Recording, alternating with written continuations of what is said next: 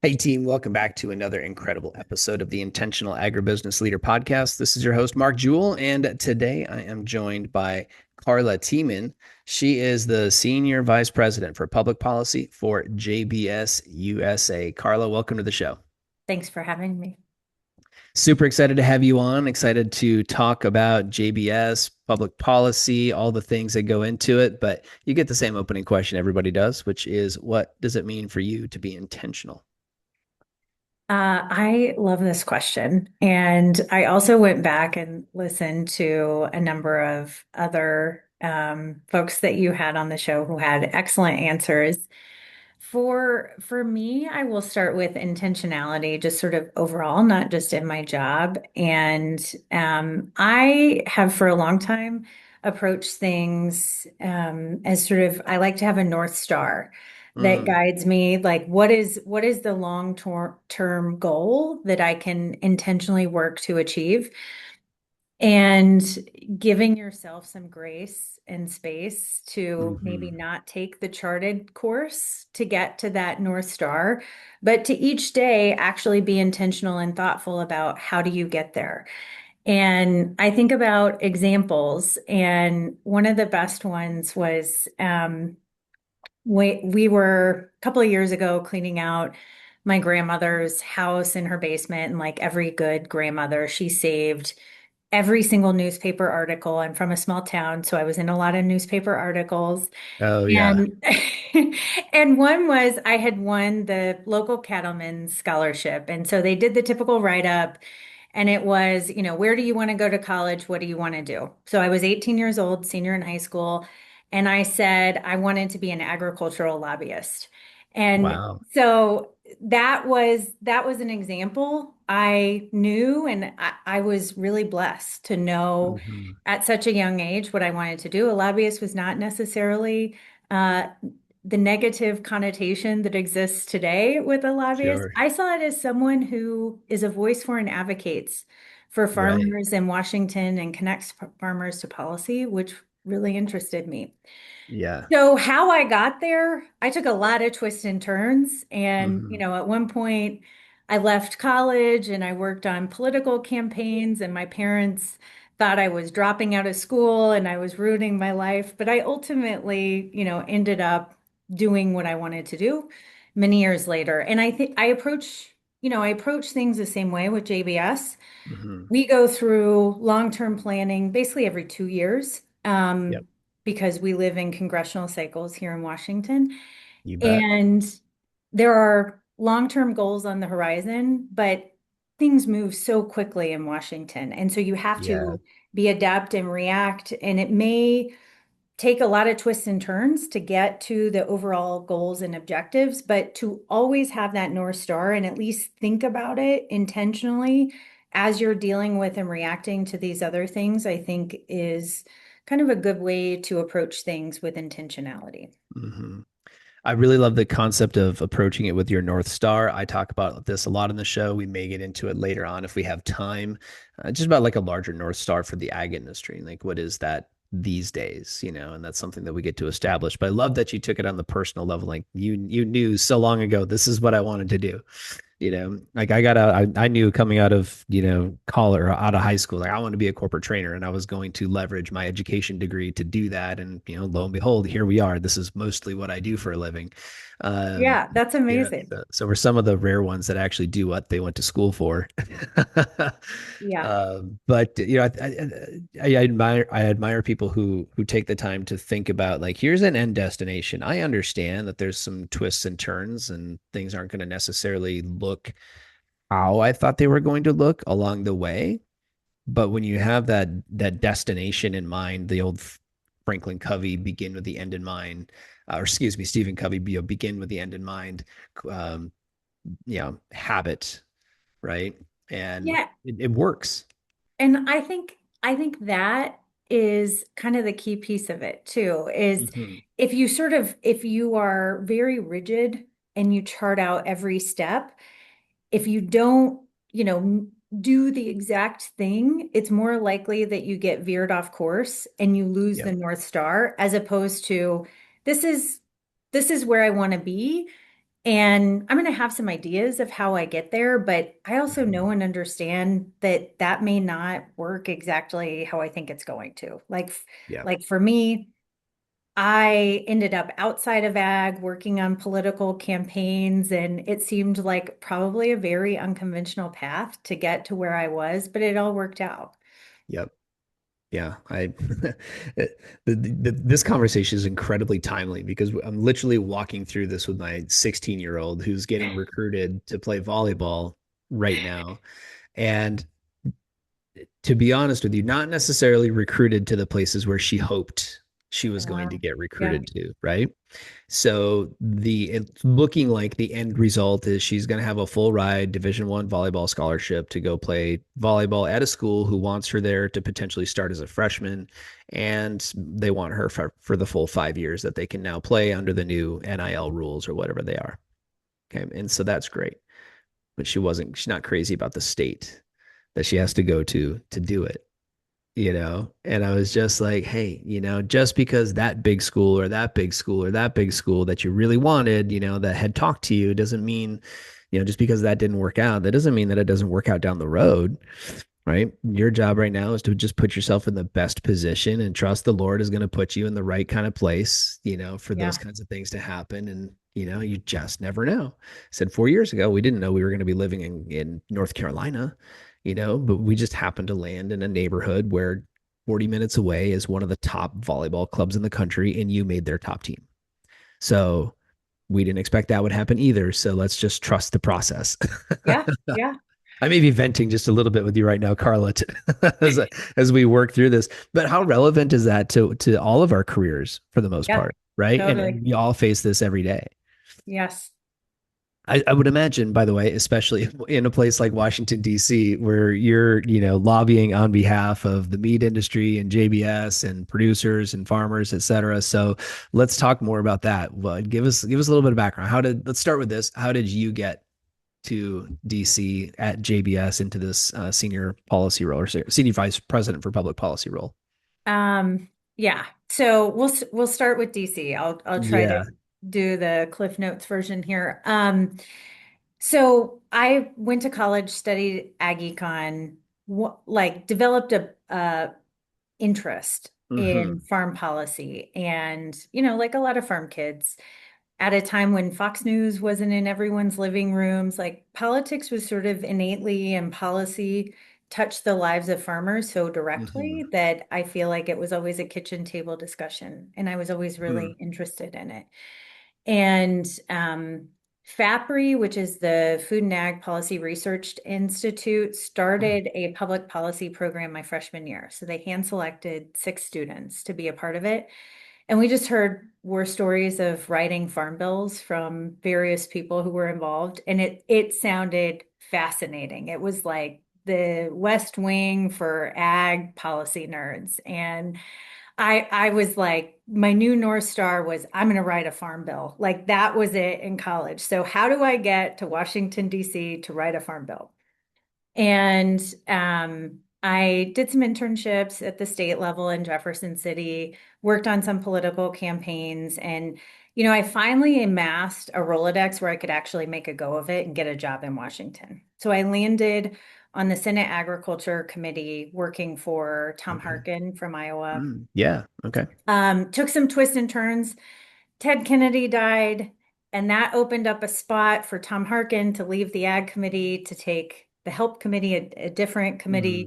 So Yep. then Blanche Lincoln took over. So I worked for Blanche Lincoln. She lost her election, and then Debbie Stabenow came around. And so Hmm. then finally we got to work on a farm bill because the farm bill had just been written when I got to Washington, Sure. 2009. Gotcha. Um, and we wrote, so the 2014 Farm Bill was pretty transformational Yeah. when you look at recent farm bills.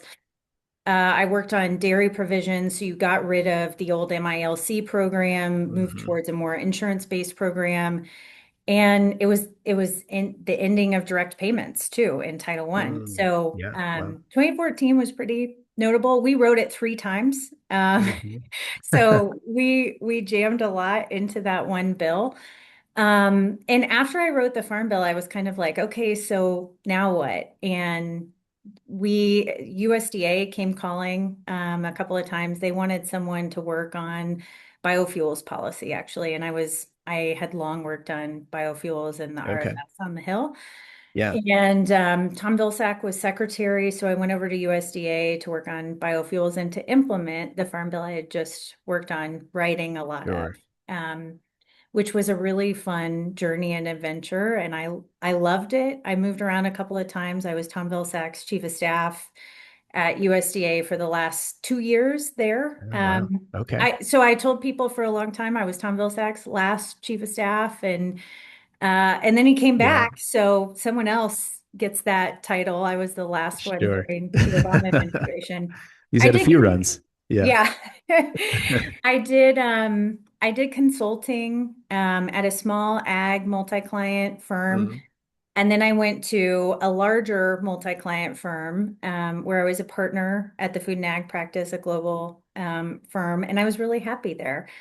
Mhm. And JBS called one day and said they wanted to establish a Washington, D.C. office. They had not had an Wow. in-house team of lobbyists. And this was coming out of COVID. And, I think it was a big wake-up call for Yeah. more than just the meat sector, but the meat sector generally relied on trade associations, wanted to be under the radar, and they realized, like, hey, we got to have people who are thinking about us and our reputation in Washington every single day.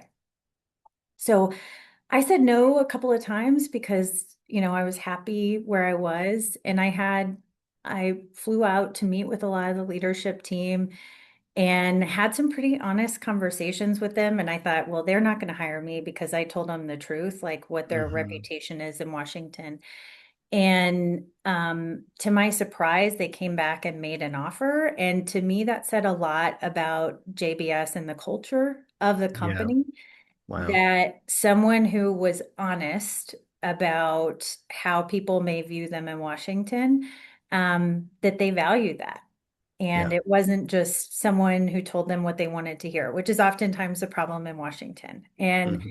I always attribute that to my success in this town at USDA and elsewhere is I I I am pretty candid, and usually I'm going to say what I think. I've gotten better at um, being a little bit more measured than I was in my younger days, but Mhm. people that value that usually is where I like to be and the people I like to work for. So I took the leap with JBS and have built a team here, and Wow. I think like next week is 4 years Wow. in this job. So that's how I got here. That's so wild. And by the way, like your bio is incredibly light versus the actual story that I just received right now. So, so it's like, oh, what's the company name? We got this many people on our team. Okay, we should have asked more questions ahead of time. So good. No, I love it. It's such a cool story. So, as you're before we get into like all the other questions, I do have just for those of us out here that are just in the country doing what we do, what is like what when you say we wrote a farm bill, like what goes into that?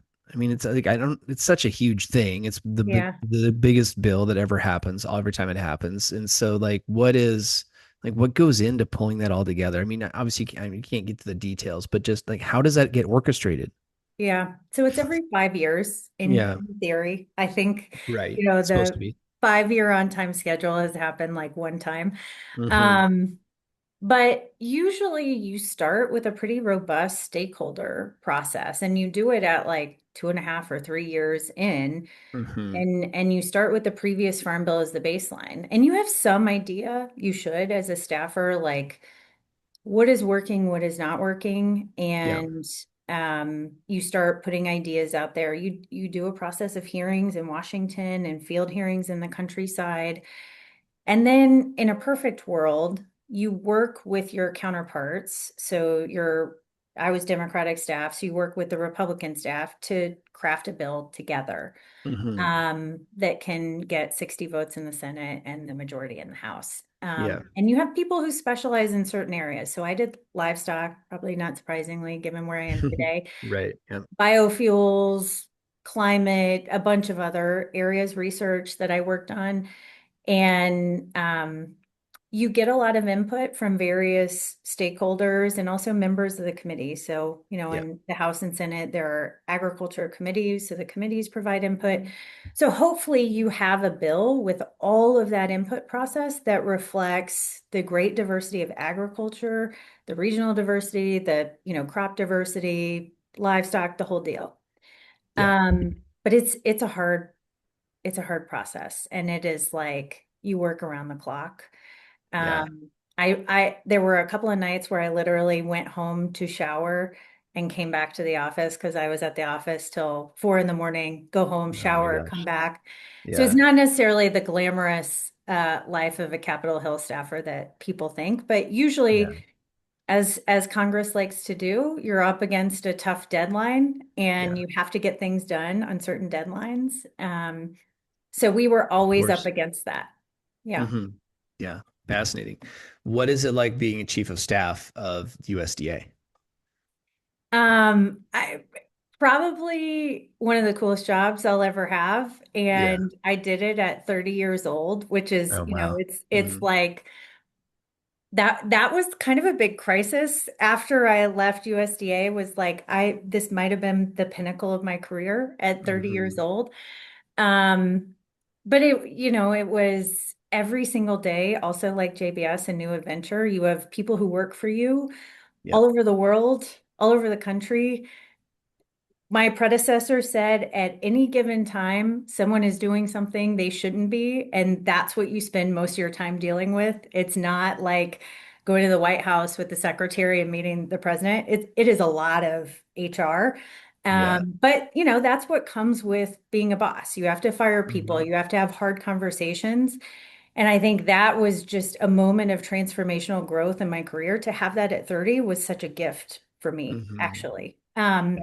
Wow. But there was a lot of fun stuff too that Sure. came with that. I got to do so many cool things that will forever be memorable. I just got to actually go get a preview of the Obama Presidential Center. And there's so many things that I Mm-hmm. worked on and was a part of that were represented there, and that are a part of President Obama's legacy and USDA's Hmm. legacy. That's You bet. that's cool. Yeah, really interesting. Very cool. Well, I thank you for divulging and just sharing what that whole experience is like because I mean for most of us out here it's just like oh Congress is gridlocked and we can't have a farm bill and that's the only thing we know.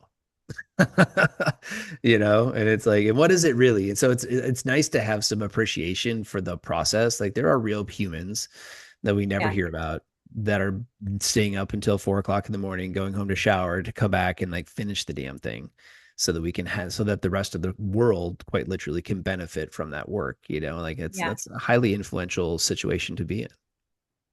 Yeah. Yeah, and it's fun, and you make relationships. Amanda, who was the one who referred Yeah. me to this Yeah. show, I met through our experiences working on farm bills together. Yeah, You know, super cool. Awesome. Well, thanks for sharing that. Well, so talk a little bit about so you're inside of a large multinational now. You've been able to kind of build your team because this role didn't exist before, right? right? Okay, so how have you been intentionally trying to curate that culture within your squad to do the things that you do? So there's two things to that. Hmm. I I had a lot of influential people who helped kind of train me up when I came to Hmm. Washington as a kid. And one of the best lessons I learned was to always have your Rolodex of people, like who's up next. Washington, Hmm. D.C. is uh, it's a transient city in a lot of ways, but people move through jobs basically to get promoted. If there's not Yeah. upward mobility, you go somewhere else, and that's how you kind of move up. Yeah. And I know it's more normal for people to change jobs more frequently now than it used to be, but that's kind of always been the norm in Washington, and it's not really looked down on. Like if you change jobs every 2 years, it's sort of like, oh, well, they needed to do that to get a promotion because it wasn't available in a congressional office or something. Yep. So I always had an eye out for talent, and I Yep. I did that at USDA when I was developing my team. And so when I accepted the job at JBS, I had negotiated how many people were going to be on the team, and I knew exactly who was going to be on that team because Yep. I was always looking at who was talented, who had skill sets that I liked. And so I was able to make two hires, sort of really quickly.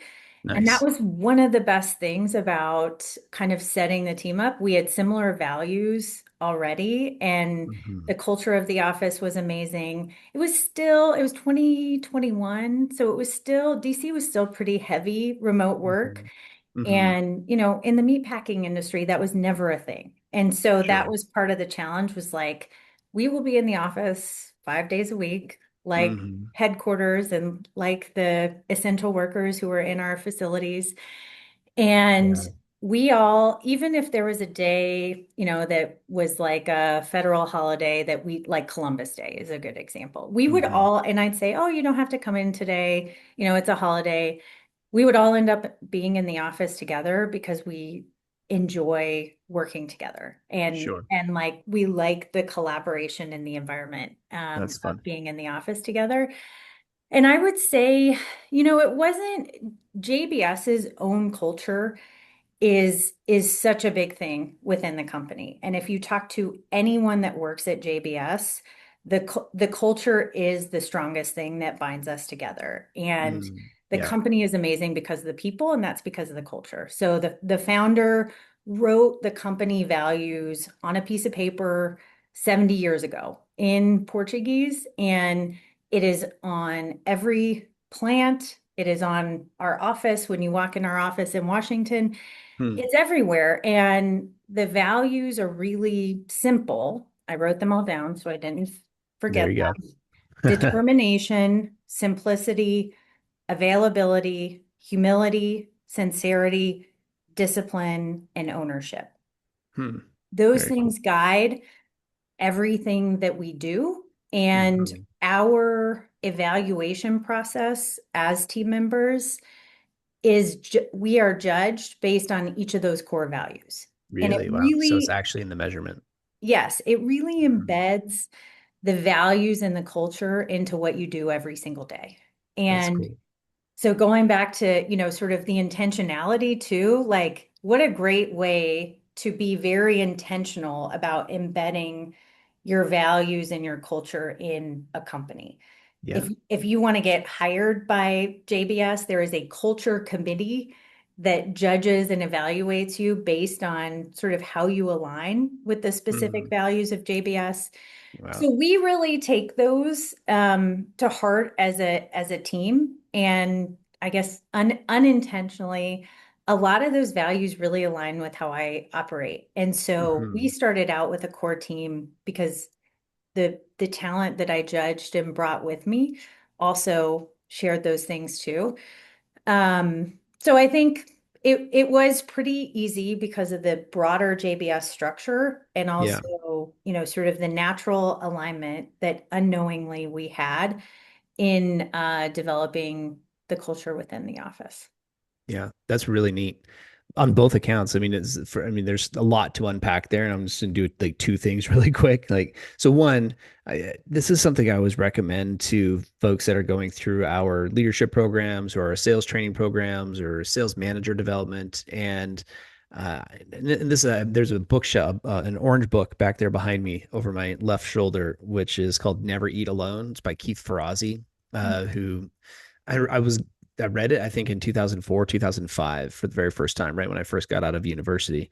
And I was always good, I thought, at networking, in meaning like I like to go to happy hours. I think that was basically like the main, like that's what I like to do. But I've always been one to like follow up with people and then like invite them over, right? Or have people over for Yeah. supper or whatever. Like it's in my nature. It's how I grew up. And that has benefited me professionally, right? But that book gave me structure around like how to do it professionally. Okay. And so all this to say, like when you say like, hey, I had a Rolodex of people that I knew, and you weren't recruiting for a role yet. You didn't have the position that you're in, but you're building that network. You're investing in people. You're investing in relationships, right? And when it comes time, like you then you get to make that ask. And this is what I say. I see a lot of people, I don't want to say fail at this, but just not have the habit of investing in others and continuously building their Rolodex And Yeah. if you're in a leadership role, you're going to need people at some point, Yep. and you want to have a big depth chart to choose from, people that you relationships that you've sown into over Hmm. time, because maybe it's being on your team, maybe you get to go sell to those people or do business with them or develop collaboration or collaborative efforts with them or whatever the case may be. But so many people miss the opportunity to sow into those relationships and keep a good Rolodex. For those of you new, that's the thing we used to write names down on and phone numbers. Now it's in your phone. Okay, that's the phone numbers. It's your contacts in your iPhone.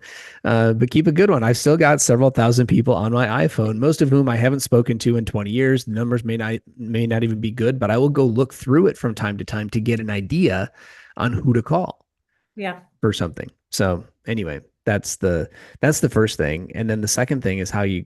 I was going to ask, and you answered the question. The question I was going to ask was, how do you instill those values at scale? Because you're talking 81,000 people, Yeah. right? Like, how do you do that Yeah. at scale? That's an enormous amount of people to get doing the same, what, seven things, or whatever that you rattled off there. But you actually have it in your performance management structure Yeah. And and every interview. Yeah. every 5 years, they do culture events Hmm. all over the world.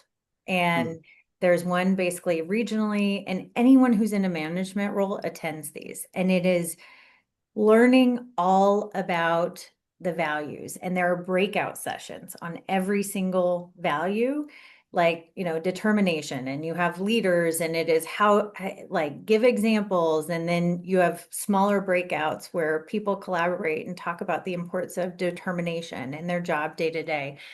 So they Hmm. had started those my first year Oh, with wow. JBS. So I attended one of those in Baltimore, and it was fascinating because two of our chicken plants in Virginia and West Virginia, and our beef plant in Pennsylvania were basically all the management people. So thousands of people Hmm. meeting each other, collaborating. I went to one that was in Ireland as well.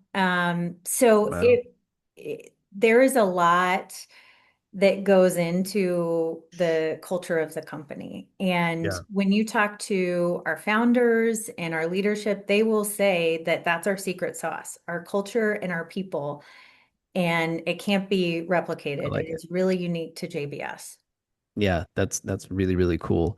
So it matches a couple of the pillars. So we have a three-legged stool definition of what we believe intentional leadership is. After 230 interviews, I finally formulated my own definition of this, and two of the three legs of this kind of three-legged stool definition are that it has to be deliberate, right? Yeah. So, and to be intentional, I have to be deliberate. So, which means I mean to do it, which means I do things that back it up.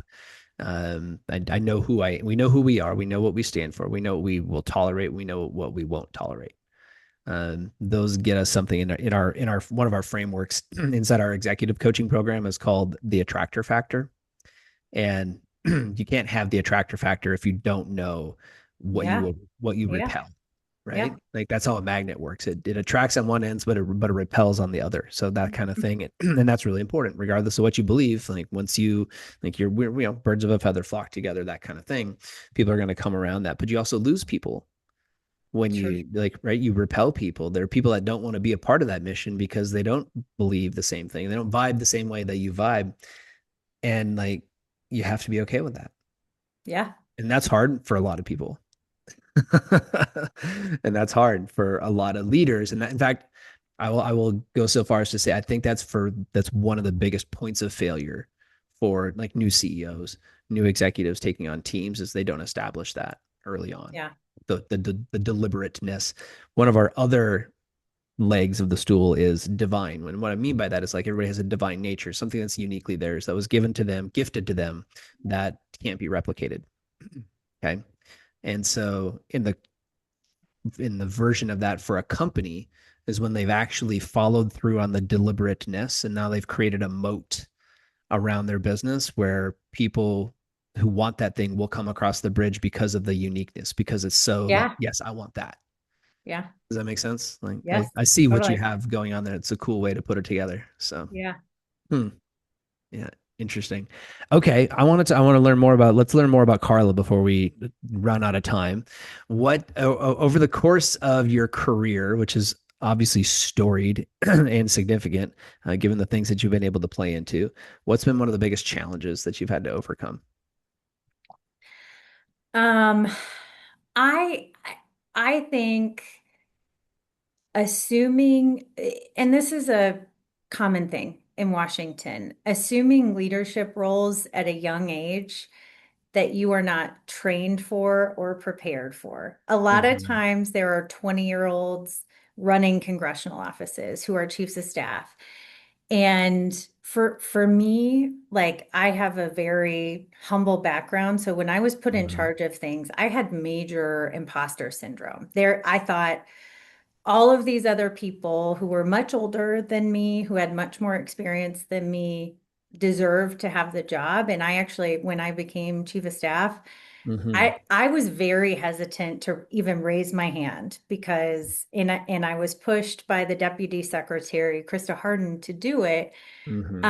And she said, you're the best person for the job. And I said, no, all these other people have Yeah. um, so that was hard when I came into the job, and I feel like I eventually overcame it. It's Hmm. comes with age and experience, but it is really hard. It's somewhat unique to Washington, D.C. because you get put in these roles and you don't know how to manage people, you don't know how to troubleshoot. But I always tried to observe both bad managers that I had and good managers. Yeah. And the thing that stuck out to me the most in Washington is information is currency, and people like to Mm. hoard Yeah. information Sure. so that they Yeah. have power. Hmm. And there are managers who do that and they only give you just enough information, but not the full Hmm. information to actually do Yeah. your job, to write a memo, to make a decision, to do the things that you need to do for your job. And the best managers I had were totally transparent, shared probably more information than they should. Sure. And I always thought when I'm in charge of people, that's how I'm going to operate because that's how I like to be treated.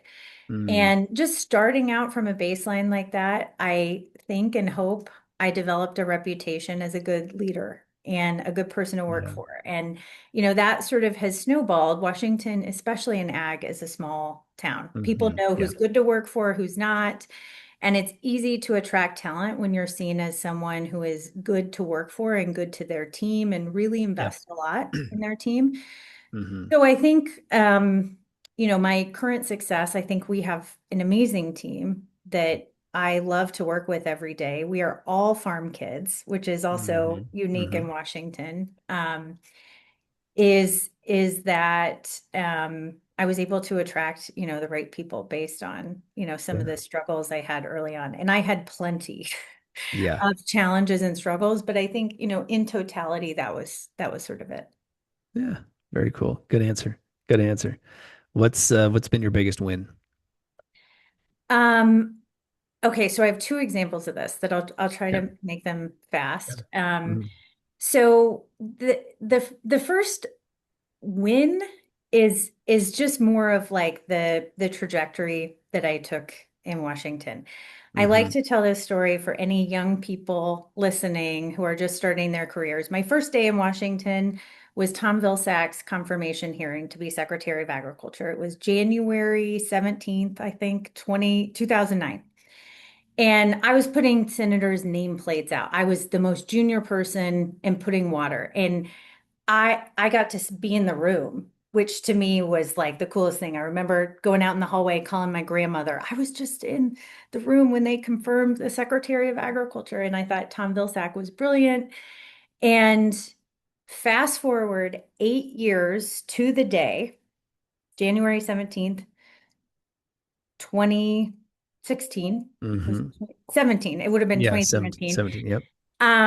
I walked him out of USDA for what I thought would be his last time walking out as Yeah. secretary as his chief of staff. Never in my wildest dreams, when I was putting the nameplates out in the water bottle, did I Right. even, being chief of staff at USDA was never a North Star because I never thought that that was possible.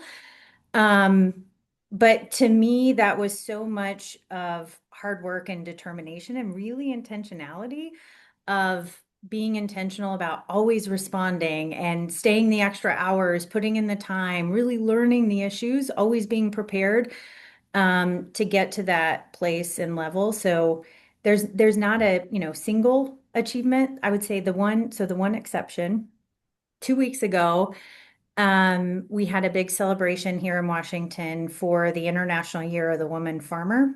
Hmm. Okay. So this was something I worked on at USDA in 2015. Hmm. I introduced the idea at FAO, at the Food and Agriculture Organization in Rome, to have an International Year of the Woman Farmer. I had done a lot of work Wow. on women in agriculture with the deputy Hmm. secretary, a lot of others at USDA around land tenure globally, the fact that women can't own land in a lot of countries, they can't inherit it, Sure. they can't own it. And so we did a lot to raise awareness, and we thought we should do something more to lift up these issues. And so, Mm. Yeah. we introduced this idea on our way out the door. The next administration did not pick it up, and I thought they would because there was so much interest. So I went to a couple of people and they're like, "Yeah, that was an Obama idea. We're not going to do that." So Sure. that was a good lesson for me that there should have been more stakeholder involvement and collaboration. Mm. And so I Yep. got to work to kind of form a broader cohort to support this. So the Biden administration came in, there was a woman, Alexis Taylor, Amanda's sister, Okay. Yep. who She's been on brought the show. Hmm. who brought this idea over the finish line. And so Mm. 2026 is the International Year of the Woman Farmer, Come but on. um I this was at the end of the Biden administration. They made it happen. And I was like, okay, we are not going to let this die. We're going to create a private sector, a DC collaboration so that this is not in the fate of administrations kind of going back and forth. Yeah. Right. And so a new administration came in. They're like, that's not really our thing, which is fine. That's their prerogative. But we had this huge network of people who wanted to Hmm. work on this. And so we all got to work very quickly and figured out like, what do we want to do? What resources do we need to do that to make this what it should be, to Wow. highlight issues, relevant, make this a big thing in the United States. So 2 weeks ago, Farm Bureau partnered with a lot of organizations, including JBS, to put on a big summit. So 500 women from all over the United States and all over the world came to Washington, D.C. to celebrate the International Year of the Woman Farmer. And it was amazing. That's I'm amazing. still smiling thinking about how amazing it was. Um, but that probably single thing that has spanned a lot of my jobs, I would say is one of the biggest That accomplishments. is, how many years did it take you to pull that all together finally? Like Uh, over 11? 10, Yeah, that was 2015 it. to 2026. Yeah. That's wild. That is like, I mean, multiple years, multiple administrations, different presidents, all the Yeah. things, and you're able to, Lots of persistence, but a noble cause that people were willing to get behind. We did the biggest survey of women, so almost 5,000 women responded wow. that we think has ever been done. And that's going to be done over multiple years to really study and understand the issues relevant to women in agriculture. For me, like the most Hmm. interesting thing was there was a lot of questions and they did focus groups too. And the biggest thing that came out of focus groups was like, women own most of the land because they outlive their husbands. And like, what is everyone doing to support widows and to prepare? Like, it is a sad reality. Yeah. And I Yeah. feel like everyone who's a farm kid has seen that. Both of my Hmm. grandmothers, they lived to 97 and 99, Wow. and they outlived their husband by 30 plus years. And it's like, Yeah. you don't prepare for that, but there's interesting things that I think give us a lot of room to work in. So, Mm. Wow. Well, the maybe one of the most intentional stories that we've had on the Intentional Ag Leader podcast. That is, so here's what's interesting. Whenever I ask this question, like, hey, what's one of your biggest wins? It's and to people's credit, like they're usually crediting like their team and the development of their team and whatever, and that's good. And this is amazing.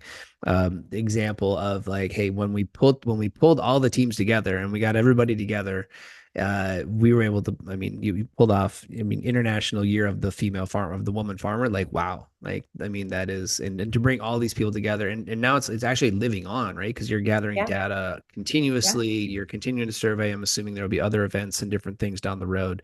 So that's really, really cool. If somebody wanted to jump up and support that or get involved in some way, shape, or form, is there like a website or something that they can go to? There is. There is a website that's run through the FAO. Yeah. People can also find me on LinkedIn. We have a cohort that most major organizations, trade associations, et cetera, are involved in. So I'm happy to point anyone to the right direction, because I Beautiful. do think we're going to continue sort of programming. The big thing was the event, so I think people are taking a deep breath because there was a lot of work that went into that. And Hmm. now it's really kind of figuring out what's next for the rest of the year. Wow. I wish we had more time. We would go deeper on more I things know and I have so many other things to talk about. The book, I well, have to answer the book though. yes. Okay. What book or resource do you have to recommend for us? Um, okay, so this is going to be on brand because I am a self-proclaimed ag policy nerd. Yeah. Last summer I was really delayed in reading a book called The Worst Hard Time, and it's Hmm. about the Dust Bowl. Okay. Timothy Egan wrote it, and it is a fascinating portrayal of following a couple of farmer and ranchers through the time of the Dust Bowl, and even before then, like Hmm. their, kind of family members who first moved out west to the United States, but really the policies that drove a lot of the things that led to the Dust Bowl. And then people, really visionaries, coming in and saying, we need to think about how we treat the land differently. And we need to think Hmm. about the impact that policies have that are so much bigger than, a Yeah. single farm where, you have something like the Dust Bowl. And what stood out to me was they talk about a town, Dalhart, Texas. Hmm. We have one of our live pork operations there. It is Okay. literally in the middle of nowhere, Texas. You drive an hour outside of Amarillo, lots of tumbleweeds, no people, nothing really in town. And Dalhart is one of the central places in the book, and it has like, it's the first hotel to have electricity, and it's like fancy, like nice. Hmm. People Hmm. come from Austin to go to Dalhart to this hotel, Gotcha. and Yeah. it just got wiped out because of the Dust Bowl. And I tell you, there is Right. nothing in Dalhart. And so it's just a really interesting Yeah.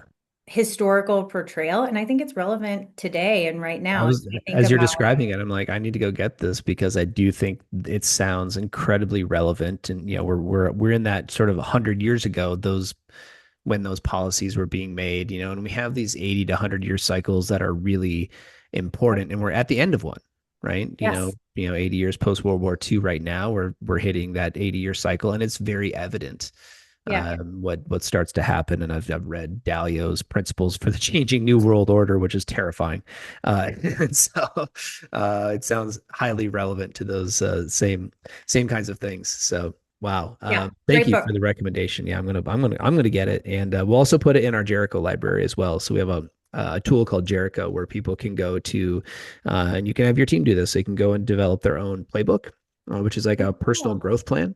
Yeah, And over time, if you continue to use it, we'll recommend books and podcasts and resources to help you advance in that aspect of your career. Does a lot of other cool things too, but that's the freebie, which is at askjericho.com/try. So everybody should go give it a great, go.